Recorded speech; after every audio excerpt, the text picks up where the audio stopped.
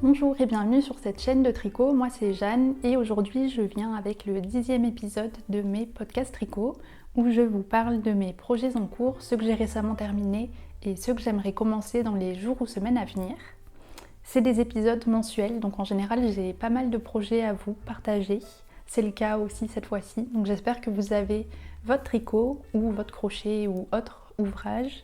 Pourquoi pas une boisson chaude, moi j'ai un thé noir dans une tasse en céramique que j'avais faite lors d'un stage. Donc juste avant de vous présenter mes objets terminés, je voulais juste mentionner ce que je porte.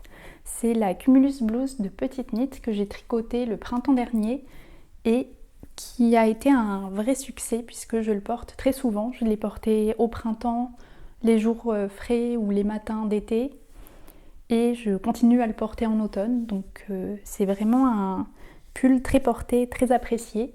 Donc moi je ne l'ai pas tricoté avec 2 fils de mohair et soie comme recommandé sur le patron.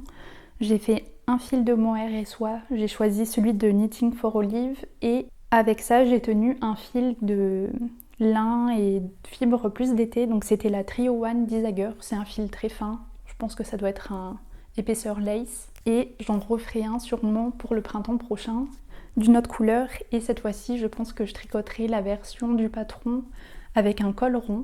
Bon malheureusement c'est pas un patron avec plusieurs versions, il faut acheter un autre patron pour avoir la version col rond.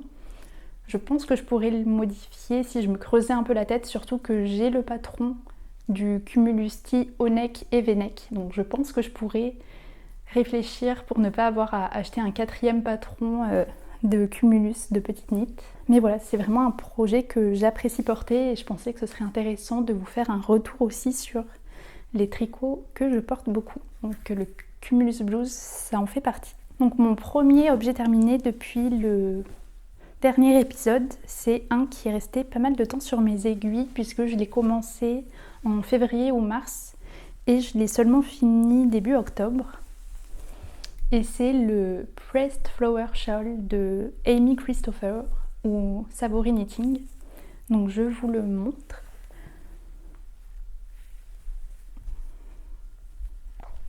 C'est la première fois que je tricote un châle et je le trouve très beau et c'était très agréable à tricoter.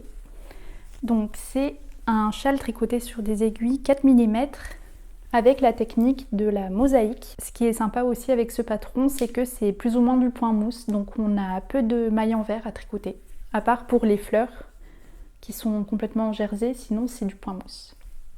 On a aussi des augmentations donc sur les bords et au milieu. Donc en fait la charte, le patron, c'est une moitié du châle et après on la répète pour l'autre moitié.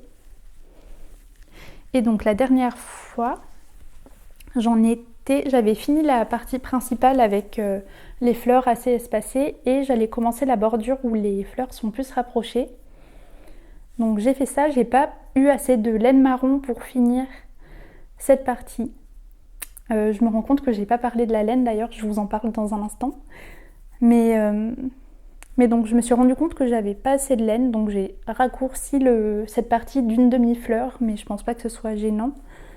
Et j'avais plus assez de laine non plus donc pour le rabattage, donc j'ai utilisé un reste de Peer Gynt de Sandnes Garn que j'avais utilisé pour mon Olga Sweater. Donc c'est un marron plus foncé, mais ça se voit pas trop vu que je l'ai utilisé que pour le rabattage. Donc pour le rabattage aussi, j'ai fait un rabattage à l'islandaise, je crois, Icelandic Bind-Off. C'est très simple, c'est la première fois que je le fais, mais en fait ça ressemble un peu à un bord enroulé. Je vous le remontre en essayant de bien zoomer.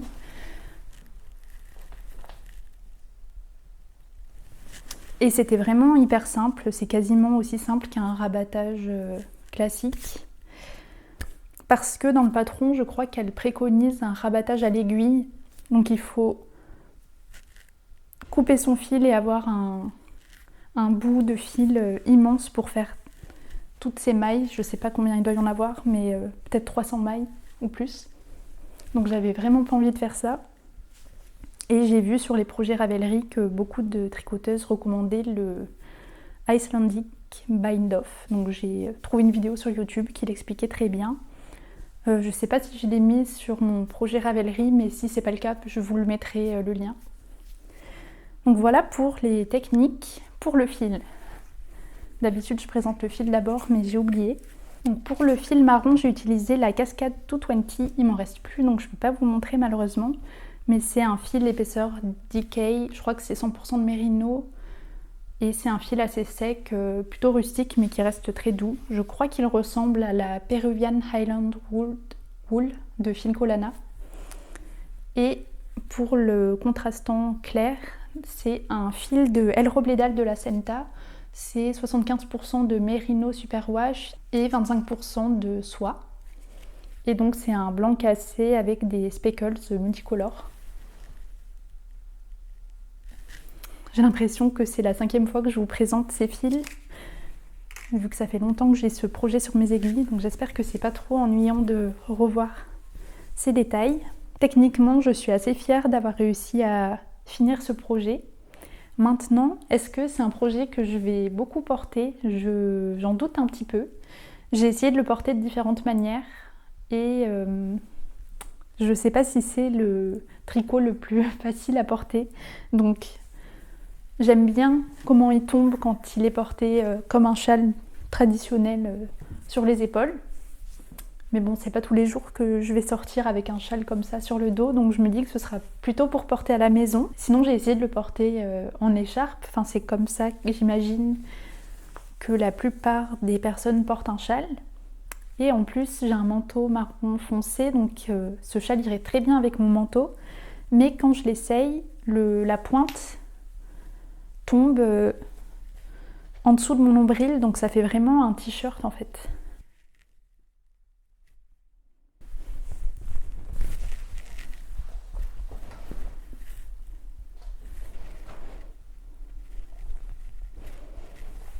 Voilà, donc j'essaierai de vous faire un retour sur si et comment je porte ce châle. Mais de toute façon, quand je me suis lancée dans ce projet, c'était surtout pour le processus. Je savais que j'avais jamais porté de châle et que c'est pas forcément mon style de porter des châles, donc je vous tiendrai au courant. Donc le deuxième gros projet terminé de ce mois-ci, c'est un que j'avais pas commencé la dernière fois. Je vous avais juste montré l'échantillon et j'ai tellement aimé le tricoter. C'était tellement addictif que je l'ai fini hier, donc en un peu moins d'un mois. Et c'est donc le Norma Sweater de My Favorite Things Knitwear. Donc vu que je l'ai filmé hier et que je savais que je voulais filmer aujourd'hui, je ne l'ai pas bloqué pour pouvoir vous le montrer. Donc je vous ferai un retour la prochaine vidéo aussi sur comment il tombe, comment il a grandi, etc. Je vais commencer par la laine cette fois. Pour les quantités, je suis allée sur le site Isager. Sur la page du Norma Sweater, j'ai sélectionné ma taille et ça met automatiquement les quantités qu'il faut pour ce patron, pour la taille sélectionnée. Et donc j'ai utilisé toutes les laines recommandées par le patron pour la couleur principale. C'est la Isager Tweed coloris sable, tenue avec un fil de mohair coloris 6. Pour le marron, donc les rayures à l'intérieur, c'est aussi de la tweed coloris walnut. Et la soie, c'est le numéro 60. Et pour le rouge, c'était la Twini coloris 28S. Et je ne peux pas vous montrer puisqu'il me reste plus de laine coloris rouge. Donc c'était pile poil la quantité qu'il me fallait. J'ai dû détricoter mon échantillon pour finir mon pull. Donc maintenant pour la construction. Donc globalement, c'est un raglan avec un col montant et donc des rayures avec des petits détails de jacquard pour la partie où on tient du fil beige et rouge. Donc c'était mon premier pull avec la technique du jacquard. Je voulais commencer par un patron assez simple, donc c'était une bonne introduction. Donc je vous parlerai un peu plus de ma technique de jacquard après, mais sinon pour rentrer un peu plus en détail donc, dans la construction, on commence par le col. On monte directement le haut du col, donc c'est avec un montage à l'italienne, donc c'est pas le montage que je préfère et je l'ai fait un peu trop lâche. pas si on peut voir que ça baille un peu. Donc il faudra sûrement que j'ajoute un petit élastique transparent. Je vous tiendrai au courant encore une fois après blocage. Après on a des cotes 1-1. Normalement c'est tricoté sur des aiguilles 4 mm mais j'ai fait ça sur des aiguilles 3.5 parce que je trouvais que mes cotes étaient pas très propres. Et d'ailleurs j'ai remarqué qu'elles étaient plus propres côté envers que le côté endroit. Donc avant de commencer le raglan, j'ai fait un rang raccourci pour avoir en fait l'envers à l'endroit. Je sais pas si c'est très clair ce que je raconte, mais j'ai fait cette petite astuce pour avoir un col un poil plus propre. Et donc après on attaque le raglan avec des rangs raccourcis, donc ça c'est le devant. Et on fait des rangs raccourcis pour augmenter le dos. Donc on peut voir qu'il y a beaucoup plus d'espace dans le dos entre le col et la première rayure. Et sinon après c'est une construction de raglan très classique. Donc on joint sous les emmanchures, on tricote en rond, pas de diminution pour le corps, des diminutions pour les manches. Et en finition on a des cotes 1-1 et un rabattage tubulaire pour les manches et pour le corps.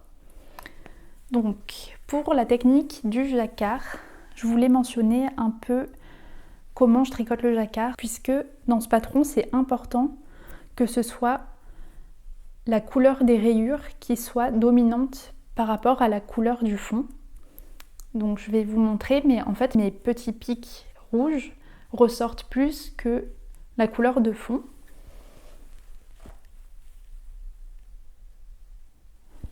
Et donc il y a une partie qui explique ça dans le patron, sauf que Louise, la designeuse, tricote à la continentale, donc elle tricote d'habitude avec sa main gauche.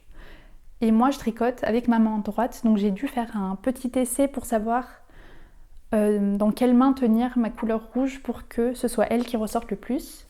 Donc moi d'habitude je tricote avec la main droite, je fais du flicking, donc c'est juste une alternative à l'anglaise où on doit lâcher l'aiguille à chaque fois pour enrouler le fil. Moi je tiens mon aiguille, enfin en gros j'enroule mon fil autour de mon index et c'est mon index qui bouge et qui permet d'enrouler le fil autour de mon aiguille droite. Et donc le jacquard, je le fais en tenant un fil dans chaque main. Et là, ce qui faisait le mieux ressortir la couleur rouge, c'est quand je tenais le fil rouge dans ma main gauche, donc ma main non dominante. Donc je vous recommande de vous entraîner peut-être sur votre échantillon pour savoir dans quelle main tenir votre fil contrastant. Parce que pour l'échantillon, j'avais pas fait mon test, mais il ressortait bien. Et quand j'ai commencé à faire la première rayure, je me suis rendu compte que mes points rouges ressortaient beaucoup moins que sur mon échantillon. Et en fait, j'avais tenu mon fil rouge dans ma main droite. Donc voilà, petit rappel, si vous voulez tricoter ce patron, de faire attention à cette histoire de dominance des couleurs quand on tricote du jacquard. Donc ça, c'était intéressant à apprendre.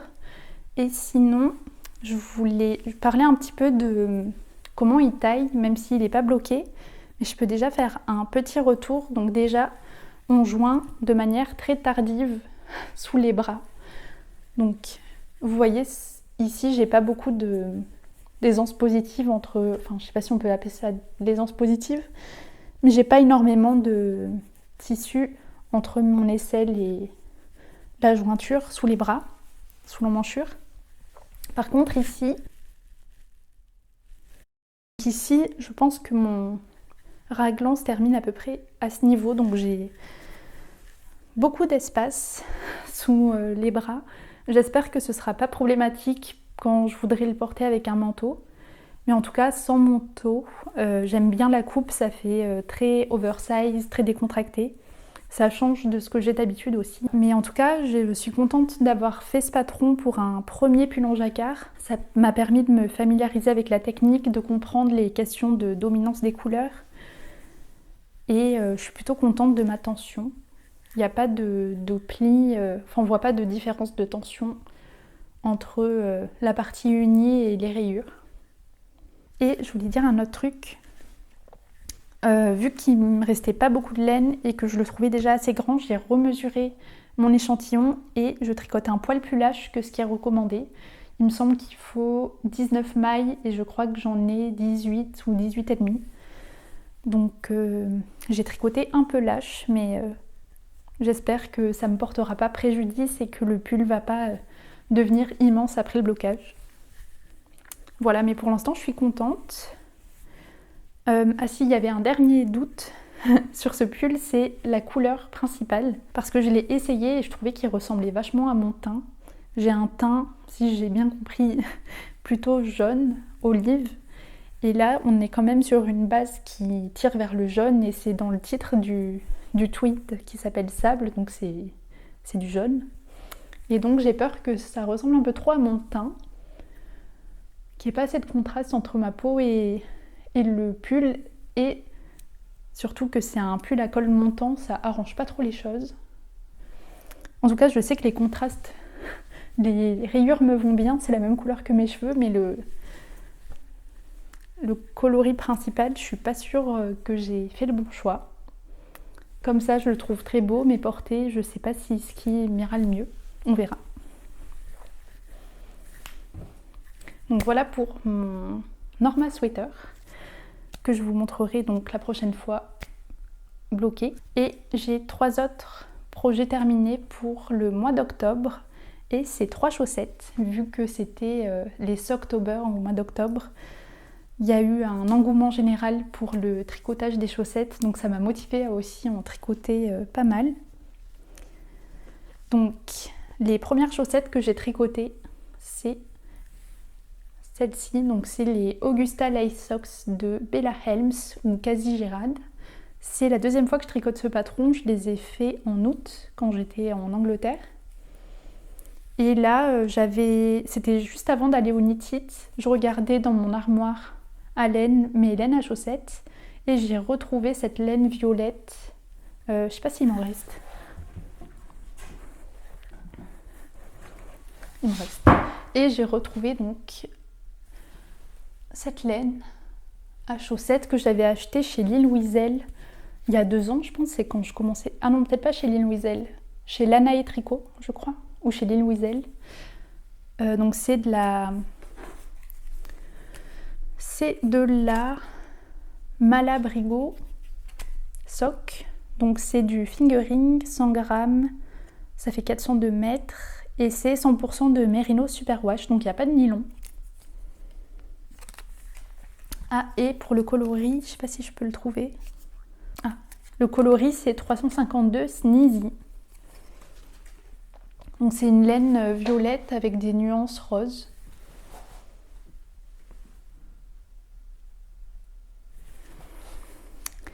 Et donc je vais vous remontrer les chaussettes.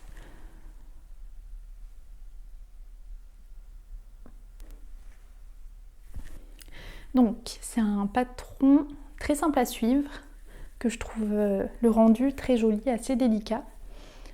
Donc on commence par le haut, c'est des cottes 1-1 semi-torse. Et ensuite c'est une alternance de cottes torse et de jeté et de diminution pour faire ces petits points ajourés. Je sais pas si on peut bien le voir. Voilà, donc très simple à retenir.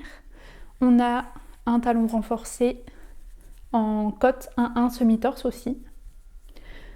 Les diminutions pour le gousset et diminution pour les orteils et le rabattage avec l'aiguille, donc le grafting. J'ai choisi de faire un petit 2 ou 3 rangs au début avec un fil violet bordeaux qui rappelle les nuances de rose dans la chaussette. Donc cette fois-ci, j'ai choisi de faire juste les cottes torse en haut et je peux vous remontrer ma première version. Elles sont ici. Ma première version, j'avais fait juste avant de faire les cottes semi-torse du jersey pour faire un bord enroulé. Voilà, donc elle avait inclus les 2 versions dans le patron. Et je sais pas, j'avais cette laine. Je regardais dans ma librairie des patrons de chaussettes que j'avais envie de faire et c'est ceux-là que j'ai eu le plus envie de faire. Donc je pense que ça veut dire que c'est un bon patron. Et ce que j'ai bien aimé aussi dans ce patron, alors je sais pas si je peux retrouver, mais c'est que pour les diminutions, soit on fait des tricoter 2 ensemble, soit on tricote 2 ensemble par les brins arrière. Et là dans le patron, au lieu de tricoter 2 ensemble par les brins arrière comme on a l'habitude, en général c'est les slip, knit. Là, elle recommandait de glisser une maille, tricoter la deuxième et de passer la maille glissée sur la deuxième. Donc de rabattre une maille plutôt que d'en tricoter 2 ensemble. Et je ne sais pas si je peux vous comparer le rendu, mais je trouve que sa technique est beaucoup plus propre. Ah voilà, je peux vous montrer ici. Donc, dans cette partie, au début, j'ai fait tricoter 2 ensemble par le brin arrière. Et donc, vous voyez que ça fait une sorte d'escalier, que c'est pas très bien aligné. Et là, j'ai fait la technique de Bella Helms, où on glisse une maille, on tricote la deuxième et on rabat la maille glissée. Voilà, petite astuce gratuite. Et donc maintenant, quand je tricote des chaussettes, je fais cette technique quand j'y pense, plutôt que de tricoter 2 mailles ensemble par le brin arrière. Donc voilà pour mes premières chaussettes tricotées. Donc à la base, j'avais fait ça pour épuiser mes dernières laines teintes à la main. Enfin, Malabrigo, je sais pas si c'est des laines industrielles, mais mes laines à chaussettes un peu fancy parce que je savais qu'au Knit It, j'allais acheter beaucoup de laine à chaussettes. Donc j'ai fait celle-là et au final, je les ai faites en 1 semaine et c'était déjà fini avant de partir au Knit It. Donc il me fallait une autre paire de chaussettes pour tricoter pendant le Knit It. Donc la voici, la deuxième paire. C'est une paire de chaussettes très simple, à la vanille comme on les appelle apparemment. Moi je suis le patron de Summerly Design, elle a fait un patron gratuit, c'est les I'm so Basic Socks, il me semble. C'est comme ça que j'ai appris à tricoter des chaussettes. Donc j'ai monté 64 mailles, j'ai fait des cottes de 2, un talon renforcé avec des mailles glissées, diminution pour le gousset et comme d'habitude, diminution pour les orteils et crafting. C'est la construction que j'utilise pour quasi toutes mes chaussettes. Et donc pour la laine, j'ai utilisé en contrastant donc pour le haut et pour les orteils. C'était un mini de 20 grammes que j'avais acheté au Festival de Barcelone. C'est de Anka Yarns et c'est 100% de Merino Superwash coloris olive. Je me rappelais plus qu'il n'y avait pas de nylon. Donc j'espère que les orteils vont tenir. Parce qu'il me semble qu'à la base je l'avais acheté pour ma Sweet Shop blanquette et qu'au final le vert clair comme ça n'allait pas bien. Mais bon, ça fait des jolies chaussettes, on verra si ça tient le coup. Et pour ma couleur principale, il me reste plus que ça. Et c'est la même laine que pour mes Augusta Lace Socks. C'était la Sock Me Silky, un truc comme ça, Merino, Superwash, nylon et soie de El Robledal et de la Senta. La couleur de base, elle est beige, un peu rosé, avec des speckles un peu multicolores aussi, surtout vert et violet.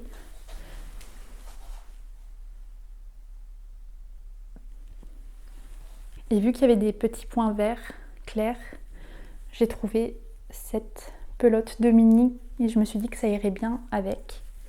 Et je suis plutôt contente. Donc ça, je les ai tricotés au Knit It pendant mon week-end de 3 jours. C'est toujours pratique d'avoir un petit projet dans son sac parce que je tricote partout. Et pendant ce mois d'octobre, j'ai tricoté une 3e paire de chaussettes. Cette fois-ci, c'est pour ma maman et c'est les Petal Drop Socks de Florence Miller ou Handmade by Florence. Donc c'est un patron, je crois, à prix libre sur Ravelry. Donc on peut l'avoir à moitié prix ou gratuit. Florence, elle a aussi des podcasts sur YouTube et elle est assez généreuse dans son activité de designeuse. Elle a fait, il me semble, 2 ou 3 patrons gratuits et des patrons donc à prix libre. Donc allez voir sa page, elle est très talentueuse. Donc celles-ci, je les ai tricotées avec la Filcolana Arouetta coloris sable. Je vous les avais montrées, ces pelotes, dans ma vidéo de retour de Knit It. Donc c'est des pelotes que j'ai achetées au Knit It sur le stand de Pom Pom Girl, parce que je pensais avec ça faire les Little Posy Socks de Stone Knits pour ma maman. Et au final j'ai commencé à les tricoter et j'étais pas très emballée, donc j'ai changé d'avis. Et je me suis dit que ce patron plairait à ma maman, enfin j'espère qu'il lui plaira. Et je le trouve très joli, donc c'est un patron très simple. On commence, enfin globalement la construction c'est la même que d'habitude, on commence du haut en bas et on a un talon renforcé à gousset. Pour les côtes, c'est aussi des côtes semi-torse. Et après la texture dentelle, c'est juste un mélange de jeté et de diminution. Et de côte, si on peut dire. C'est écrit pour les personnes qui tricotent en Magic Loop par contre, donc la charte c'est aiguille 1, aiguille 2. Moi je tricote sur des mini circulaires, donc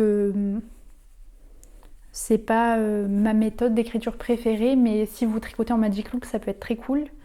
Et c'est sa méthode d'écriture du coup avec aiguille 1 et aiguille 2 qui m'a un peu embrouillée pour le talon. Donc la première chaussette que j'ai fait, c'est celle-ci où je me suis un peu plantée parce que je sais pas si vous pouvez voir, mais normalement il y a deux petits trous par colonne et il y a une colonne avec un seul trou de chaque côté. Et donc ces colonnes plus étroites, normalement, elles sont pas censées être au-dessus du talon. Elles sont censées être sur le dessus du pied. Donc j'ai bidouillé un truc quand j'ai fait mes diminutions. En gros, si j'avais pas bidouillé, vu que je m'étais trompée de base quand j'ai fait mon talon renforcé, si j'avais pas bidouillé, mes diminutions elles auraient longé le motif et j'aurais pas eu mes deux mailles en vert pour délimiter après le motif sur le pied. Et donc pour la deuxième, cette fois-ci, j'ai bien lu le patron, je me suis pas trompée. Donc j'ai mon talon renforcé qui est en dessous donc de mes colonnes épaisses. Et là pour la partie avec la dentelle plus étroite, elle suit bien mes diminutions pour le gousset. Et on a bien du coup mes mailles en vert pour délimiter la partie dentelle du dessus du pied avec le dessous du pied. Bref, c'est pour dire qu'au final Florence a pensé à tout dans son patron pour qu'on ait des jolies finitions à côté des diminutions. Et moi j'ai pas bien lu le patron pour la première chaussette, mais j'ai fait des bidouillages et je pense pas que ça sera très notable. Puis quand je fais des erreurs sur des chaussettes, je prends du recul aussi et en général je défais pas mon projet vu que c'est des chaussettes, ce sera dans des chaussures, donc c'est pas très grave. Alors que si je me fais des grosses erreurs sur un pull, j'aurai plus de motivation pour défaire le projet. Donc c'est tout pour mes tricots terminés, je vais passer aux encours. Et je vais commencer par le plus vieil encours, c'est ma Sweet Shop Blanquette de Laura Penrose, qui a grandi un petit peu. Donc c'est un patron en tricot modulaire, donc il n'y a pas de couture. Tout est fait en rang raccourci, en point mousse, en aller-retour, donc on n'a pas à tricoter à l'envers, c'est très sympa. Et donc depuis la dernière fois, enfin je vais pas trop rentrer dans les détails de la construction parce que j'en parle assez souvent et je vous ferai un grand récap quand je l'aurai terminé. Je crois que j'ai ajouté cette ligne ici. Donc là on a, je crois que c'est de la Filcolana Arouetta tenue en double. Ici c'était un mini que j'avais acheté au festival du Knit It l'année dernière. Celle-ci, c'est aussi un mini. Ça, c'est un mini. C'est que des mini de fingering tenue double. Ça, c'était, il me semble, de Sock Una Troca, celle-ci. Et là, c'est du Knitting for Olive Merino tenue double. Et pour ma couleur de base, c'est la Sunday de Sandnes Garn coloris amande. Donc voilà, et ma prochaine ligne du coup ce sera de ce côté et j'ai prévu déjà mes couleurs. Donc prochain épisode, je vais essayer de finir cette ligne. Donc voilà la Switch Up Blanquette. Je suis désolée, je parle un peu rapidement. J'ai commencé à filmer tard et vu qu'on a changé d'heure, il est 17h mais il va faire nuit dans 30 minutes donc je vais essayer de finir de filmer aujourd'hui. J'espère qu'il ne va pas faire nuit avant que j'ai fini de vous présenter mes projets. Donc j'aurais dû filmer un peu plus tôt. Oups. Donc je vais vous montrer mon encours le plus actif sur mes aiguilles en ce moment. Je ne l'avais pas commencé non plus la dernière fois et je n'avais pas encore reçu la laine. C'est le sweater numéro 15 de My Favorite Things Knitwear que j'ai déjà tricoté.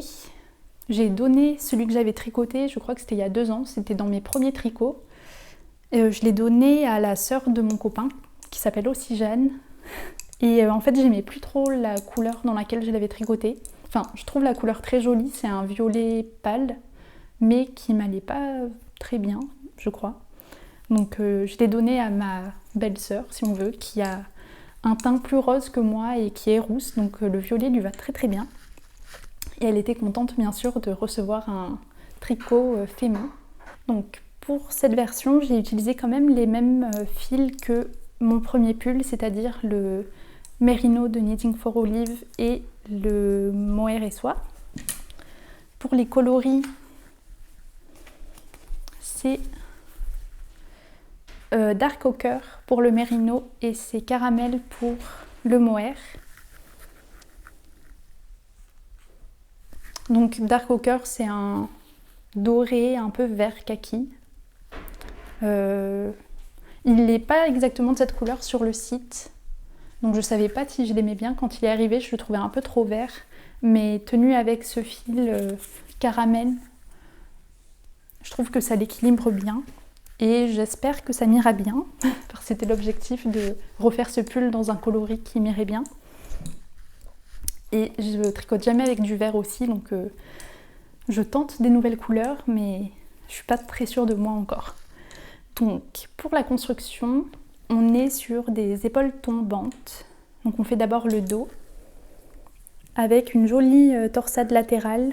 On a des augmentations, donc c'est pas des rangs raccourcis pour le dos. On fait d'abord le dos, on a des augmentations aussi pour l'emmanchure. Et ensuite on fait le côté gauche ou droit. On fait l'autre côté, puis on monte les mailles en dessous pour joindre les deux côtés. Et donc là je suis en train de tricoter le devant. Et donc c'est un pull avec des torsades sur tout l'ensemble du pull. Et pour les torsades, moi j'utilise donc une aiguille à torsade. Je crois pas que ce soit la taille d'aiguille recommandée, c'est du 4,5. Ça je pense que c'est du 4, mais ça n'a pas trop d'importance. Et aussi pour me rappeler le moment où je dois faire ma torsade, je marque avec un petit marqueur de maille le rang sur lequel j'ai fait mes torsades, comme ça je suis sûre de ne pas me tromper. Et voilà, donc après pour la construction, il y aura un col. Dans le patron, c'est des cottes semi-torse. Je ne sais pas encore si je ferai ça ou si je ferai juste des cottes 1-1 simples. On a des manches sans diminution, donc elles sont très larges. Là aussi, je ne sais pas si je vais pas modifier le patron pour faire des diminutions pour que ce soit un peu plus pratique, parce que il me semble que les manches sont vraiment très larges, genre comme ça. Donc à voir. Et par rapport à mon premier pull aussi avec ce patron, je vais essayer de le faire un petit peu plus long que la dernière fois. De manière générale, j'ai tendance à tricoter mes pulls un peu trop courts. Mais voilà, très contente de ce patron. J'adore ce motif de torsade très simple. Elle en a fait un autre cet hiver, enfin je sais plus quand exactement, mais elle en a fait un avec des épaules marteau et sur un échantillon plus grand aussi, donc elle tenait sûrement une laine DK avec une laine fingering, mais bon je voulais rester sur une épaisseur diquée et pas plus, et j'aimais bien le tombé des épaules tombantes. Donc ensuite j'ai avancé sur mon gilet, le Chunky Moulinet cardigan de Lene Holm Samso, que j'avais déjà commencé la dernière fois.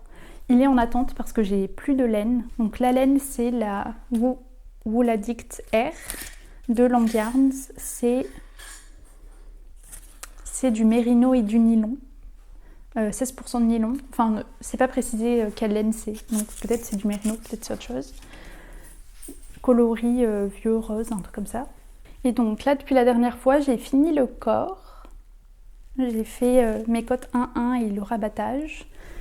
Et j'ai bien avancé la première manche. Mais voilà, j'ai plus de pelote. Donc j'espère que j'ai commandé d'autres pelotes. J'en ai commandé 3 en plus. J'espère que le bain sera pas trop différent, qu'il n'y aura pas une grosse démarcation de couleur avec les nouvelles pelotes. Si c'est le cas, ce que je me suis dit, c'est que j'allais défaire les côtes du bas pour tricoter au maximum la deuxième manche. Et comme ça, je pourrais faire les côtes et la patte de boutonnage avec les nouvelles pelotes si la couleur est trop différente. Voilà donc pour lui.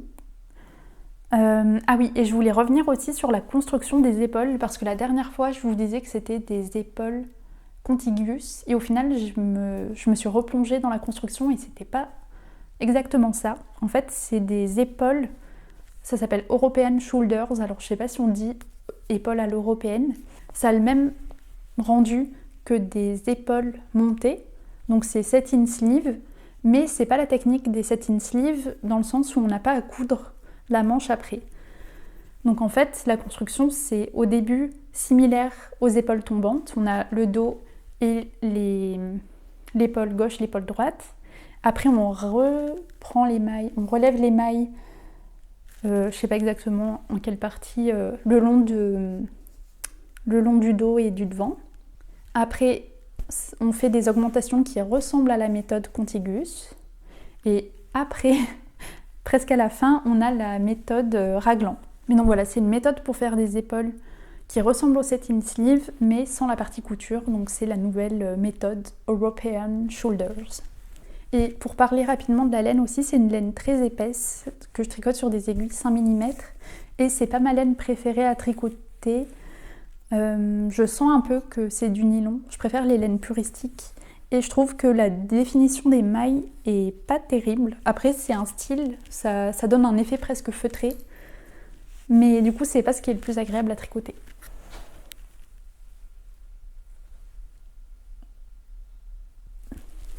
Voilà pour le moulinet cardigan. Mon dernier en cours, c'était un caston très spontané avec de la laine que j'avais dans mon armoire. J'avais envie d'un projet rigolo. Donc j'ai monté ça. C'est une chaussette de Noël pour mettre sur la cheminée. Et le patron, c'est les Varden Jules Trompé de Aftenstrik. Donc j'ai pas trouvé le patron sur Ravelry et il n'est que disponible en norvégien sur son site ou internet. Donc je mettrai le lien. Ça m'a pas dérangé d'acheter un patron norvégien parce qu'au final on achète surtout la charte pour le jacquard. Et sinon c'est un tube avec des codes de 2 au début. Donc pour la laine j'ai utilisé, il me restait pas mal de Jensen Disager coloris 6S de mon Moby Sweater. Donc j'avais un petit écheveau de 50 grammes et un cake qui devait peser aussi quasiment 50 grammes. J'ai pas pesé mais il me restait pas mal de Jensen. Et après il me restait aussi de la Filcolana Vilja. C'est un fil 100% alpaca. 165 mètres, 50 grammes. Coloris 977. Donc ça ressemble vraiment à la Jensen dans le coloris. Et celui-là, ça m'avait été offert par Filcolana pour le test du pull de Gregoria Fiber, le Anaisti. Voilà, donc j'ai pas payé pour cette laine et il m'en restait pas mal. Donc je suis contente d'avoir trouvé un projet pour en utiliser un peu. Et après, sinon, pour les motifs, j'utilise des petits restes de fingering que je tiens double. Je tricote ça sur des aiguilles 4 mm en rond, du coup sur des petites aiguilles circulaires. J'ai fini la jambe. J'ai fait le talon, c'est un talon en rang raccourci à l'allemande. Et là, il faut que je mette en pelote mon écheveau de Jensen pour pouvoir continuer le pied. Voilà, mais ça faisait longtemps que je voulais faire une petite chaussette de Noël ou de manière générale un peu plus de décoration pour la maison pour les périodes de Noël. Donc on a des petits nœuds, ça je crois que c'est du hou, des bougies, puis des petits motifs géométriques et on a des bougies ici. Voilà, un projet spontané mais contente d'avoir fait ça. Et c'est le dernier en cours sur mes aiguilles. J'ai des acquisitions et je voulais vous parler rapidement des projets que je voulais commencer sûrement ce week-end ou la semaine prochaine. Donc déjà en acquisition, en même temps que j'ai passé la commande pour ma laine pour mon pull numéro 15 que je vous ai déjà montré, j'ai acheté du mérino recyclé aussi, donc sur le site de Knitting for Olive. Il me semble que c'est au début de l'automne, ils ont fait une vente où il y avait moins 20% sur certains coloris, dont ceux-là. Oups. Et donc, j'ai aussi acheté donc, leur nouvelle laine, c'est le No West Wool coloris Chocolate, que je vais tenir avec la Filcolana Alva, qui est un fil fingering lace 100% alpaca, qui remplace le mohair, coloris 302. Elles vont plutôt bien ensemble et avec ça, je voulais faire le Maggie cardigan de petite knit avec des manches longues. Donc j'ai fait un micro échantillon juste pour vérifier que j'avais le bon nombre de mailles dans la largeur et que ça faisait pas un effet chiné, que les laines étaient bien de la même couleur et je suis satisfaite de mon échantillon. Donc voilà, un des prochains projets sur mes aiguilles, ce sera le Maggie cardigan. J'ai pas de quantité de... Ah si, j'allais dire j'ai pas de quantité de pull dans mon armoire à laine, mais j'ai aussi de la laine pour le Ingrid Sweater. Mais bon, on verra plus tard pour celui-là. Et quand j'ai passé cette commande, j'ai aussi acheté une pelote de mérino en plus pour avoir la livraison gratuite. Et c'était surtout pour comparer deux coloris qui se ressemblaient beaucoup. Donc je voulais comparer le Dark Ochre que j'ai utilisé pour mon pull numéro 15.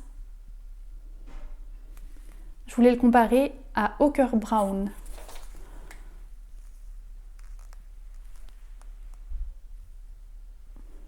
Donc le Ochre Brown, comme son nom l'indique, est plus marron que le Dark Ochre. Et il me semble que le Dark Ochre, ils l'ont appelé comme ça parce que c'est un entre-deux, c'est un mélange entre le Ochre Brown et leur coloris Dark Mustard. Donc c'est pour Dark Mustard et Ochre Brown et c'est devenu Dark Ochre.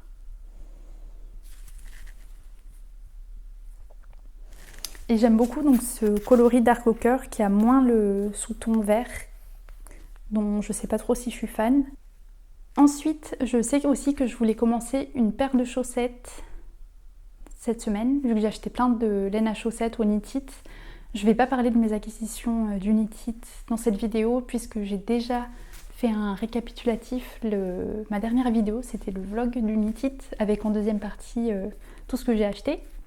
Mais donc, je pensais tricoter les Poet Socks de Sari Nordlund avec cette laine. C'est la laine à chaussettes de teinture lurée coloris Autumn Leaves. Donc je trouvais ça assez approprié pour faire les Poet Socks, qui ont un motif de dentelle qui ressemble à des feuilles, selon moi.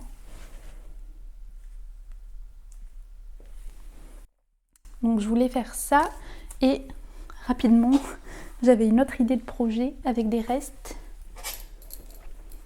que j'ai mis dans mon petit Honey Bucket Bag de petite knit. J'ai mis plein de mini dans les coloris marron, rouge, j'ai du vert, enfin des coloris plutôt automnaux. Et avec ça, je voulais me faire une petite guirlande d'automne avec des feuilles, des citrouilles, des champignons. Donc je verrai si j'arrive à en faire une avec uniquement des patrons gratuits. Et sinon, je crois qu'il y a un patron, c'est le Fall Harvest Charm Set by Suzanne Anderson.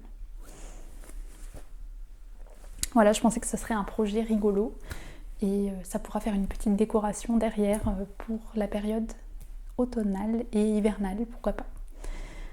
Donc voilà, c'est tout. Je suis désolée pour la luminosité, j'ai filmé vraiment trop tard. Donc merci beaucoup d'avoir regardé jusqu'ici. Je vous dis bon tricot et à très bientôt.